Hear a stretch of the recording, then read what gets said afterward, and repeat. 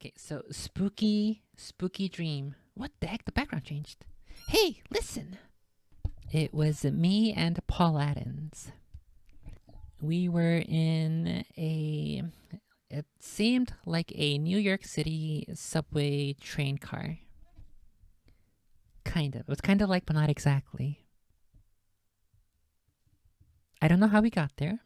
I don't know where we were going. But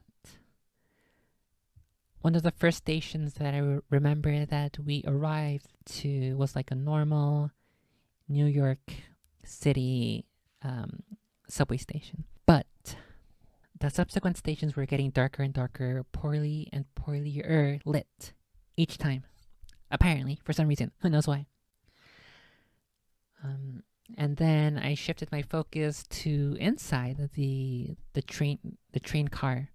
And there were, from what I remember, there were at least 3 other guys. So they seem sort of like minors, I guess. I think I have this image in my head. There's this character in the Penumbra games whose name is Red. Tom Redwood character. Oh, awesome. I'm a little bit coffee today. Not the good kind of coffee, the bad kind of coffee. So I think after the dream, I had the image of this guy in my head.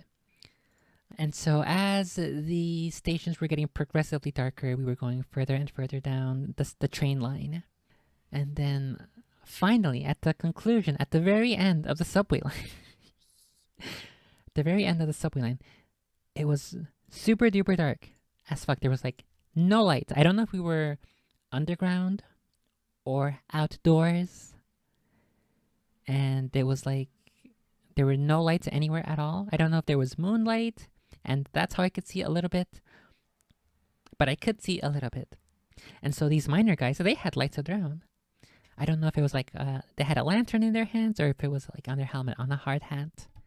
They knew where they were going, apparently. I guess they work here, or they live here. They live here, I guess. It was not it was not this well lit, however. I have the technology. Let me play with it on Photoshop. I don't know if it's gonna look the same for you as it does for me, but this looks pretty dark. This is probably pretty accurate to what a light would be like at this final destination subway station. It's probably fairly representative of what it looked like.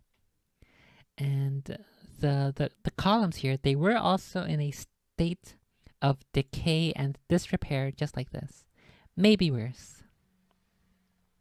So we got off, me and Paul Adams, and then the train continued onward, off toward the wherever their final places where they can do the U-turn. And we were like just exploring. We're curious. We were very curious, and so we were just like walking around, looking around. I don't know if we had a destination in mind, or if, I don't think we were expecting to show up here, but we did. And so this is the platform here on the left. It curves off toward the right like this.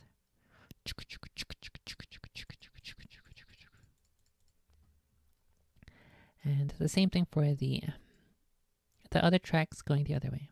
Also curves like that. I think it was quite a bit more... I think the curve was more profound. Profound? What's the word I'm looking for? I'm waiting over here. And then Paul Adams wants to go look at the tracks, see where it leads. So Paul Adams goes to investigate, and he's like on the tracks. He crosses the tracks to this other side, and then I think we both hear and or see another train coming from the other direction while Paul Adams is on the tracks that train is gonna be moving through. So he fucking runs back this way. And he almost fucking died because he was fucking spookily curious. And then the train comes. The train almost came on top of him, but luckily he ended up not dying. So he gets to live and survive and fight Another day. And then we explore. We go to the other side of the platform. We go look around. It's still the entire way, the entire time, it's still super duper dark. There's nobody else here. There's no benches to sit on, I don't think. There's no exits that we can see. And I think eventually we managed to get all the way back home. I don't know if there's another train that comes, we get on that and go back, or if we just teleport back home, or the dream cuts to another day, or something like that. You know how dreams go. You have your own experiences with dreams. I don't know if we're reading something on the news or on our phones, or there's a news report on TV, but somehow it comes to our attention. Oh, okay, no. I think what happens is we were looking at our phone's location data. I don't know exactly what order it happened in, but some of these phrases were uttered. Some of this information came to light. We were in America. We were only traveling south, and yet somehow the train took us to Canada, even though that that that railroad, those tracks only lead south. So somehow we ended up in the dark, decaying, destroyed, distant land of Canada. and I guess that's the experience of Canada in my dreams. But what we did, we took the train again just to go see that spooky abandoned, destroyed subway station again. And I think the second time around, I woke up, and that was my dream. That was a pretty fun dream. I liked it. It wasn't super spooky. It wasn't a nightmare. It wasn't terrifying. It was fun. It was a fun dream. And I enjoyed having it, and I would like to have more pretty cool, interesting dreams like that, where I somehow end up in the destroyed, ruined land of Canada.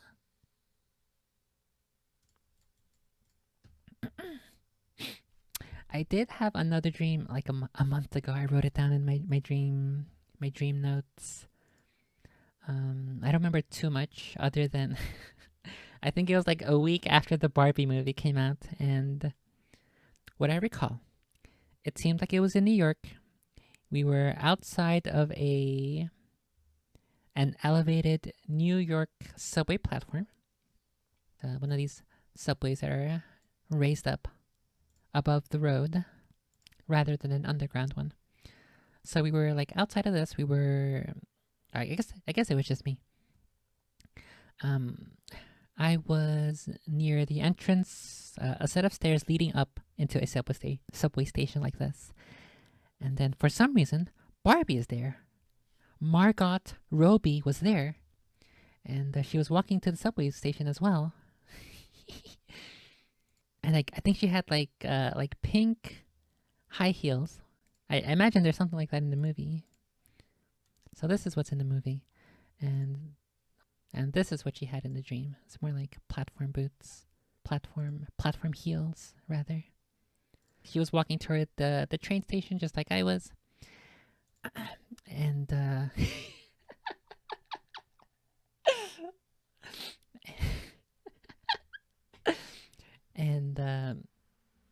and she had feet.